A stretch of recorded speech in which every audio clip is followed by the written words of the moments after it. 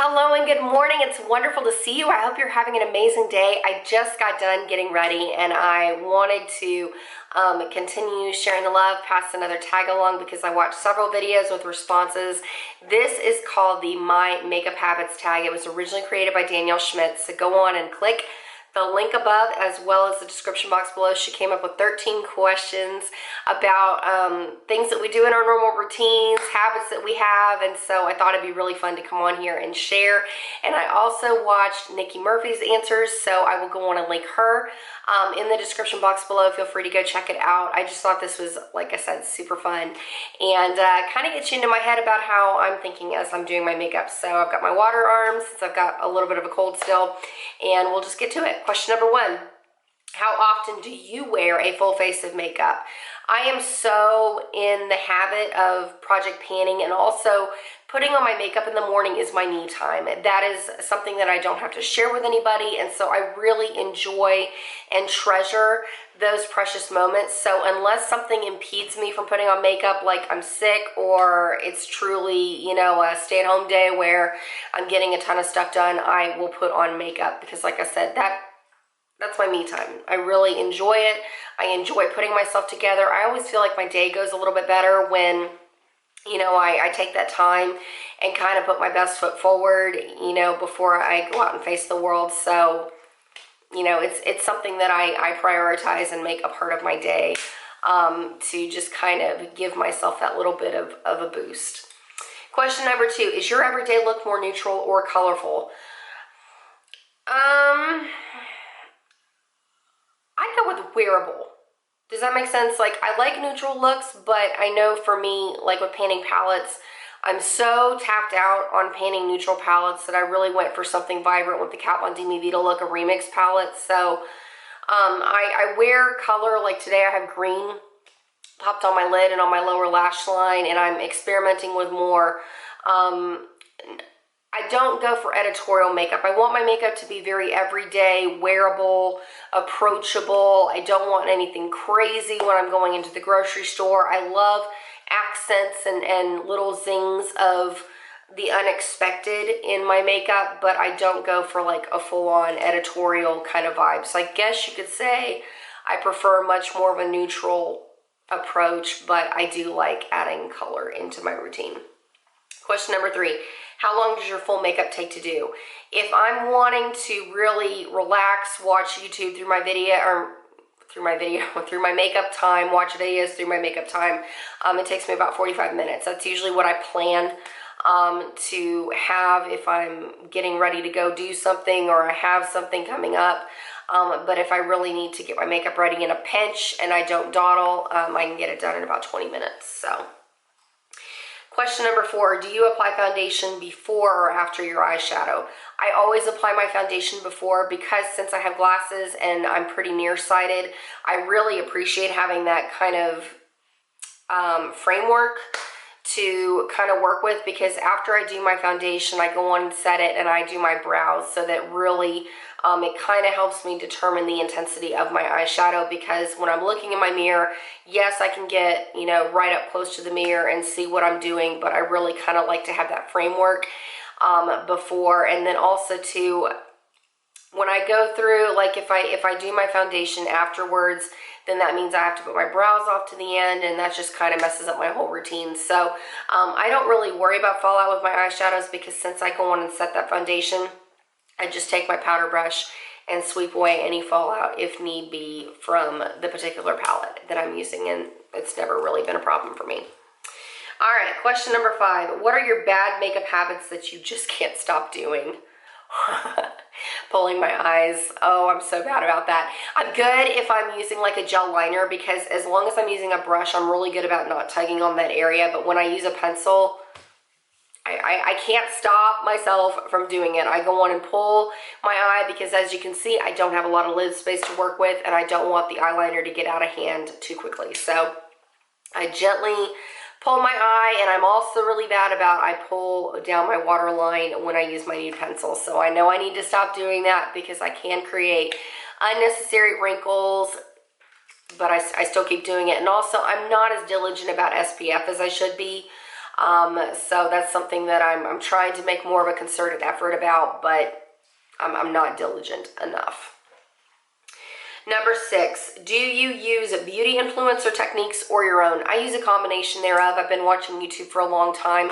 The one tip that I will say was a complete game changer, I've never forgotten it, is one Marlena, Makeup Geek, shared back in like 2008, 2009 time frame, and she talked about always mixing cool tones with your warm tones, whether it's on your cheeks, on your eyes, or whatnot, and it's really changed the dynamic for me with eyeshadow palettes, because if I have a cool tone palette, sorry, that was really rude. If I have a cool tone palette, I go on and mix it in with my warm shadows and vice versa. And it's really opened up my makeup wearing options. I don't feel limited when I look at palettes. It's really helped colors to become less intimidating as I've panned palettes. And so she literally changed the game for me, because I don't feel stuck in kind of a camp of liking certain colors and not liking others. You know what I mean? I feel like I can try the breadth of eyeshadow varieties or blush tone varieties and then bring in the opposite end of the spectrum if it's not quite initially wearable for me, and then make it work and have it be a very flattering color for me. All right, question number 7. Which step takes you the longest to do? Eyeshadow, hands down, because I do have multiple steps. Everything else I can pretty much like get it done, no big deal. But eyeshadow, I do like to take my time. I like to play with color. I like to mix things around and try different techniques. So that's definitely the longest aspect. Number 8, what is the one step you could skip in your routine? Highlighting.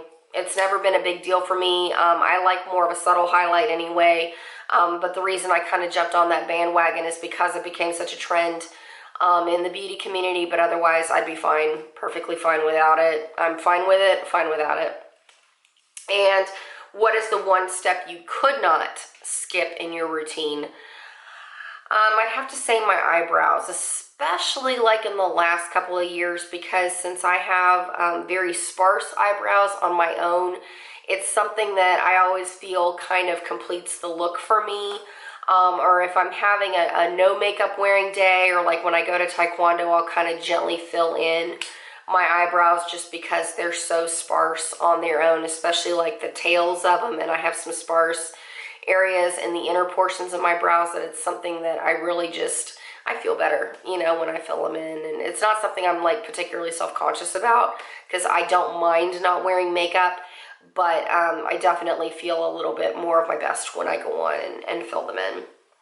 And also, what is what makeup is out of your comfort zone for question number 9? What makeup is out of your comfort zone?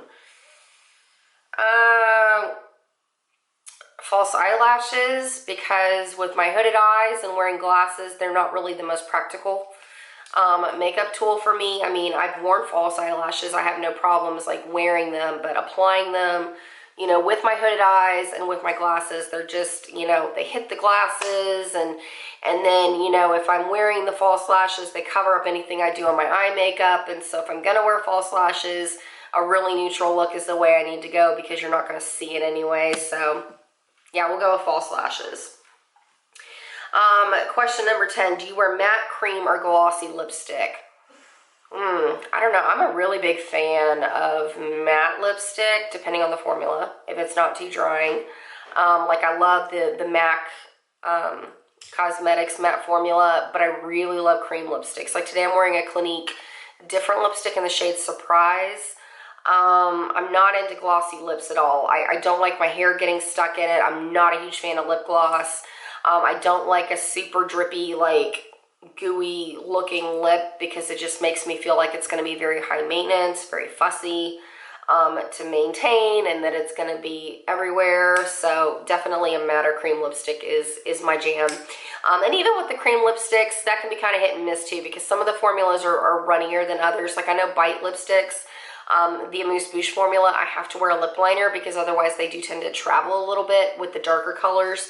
The, you know, My Lips But Better kind of shades, it's no big deal. But if you're going to wear something like beetroot, it can get crazy really fast.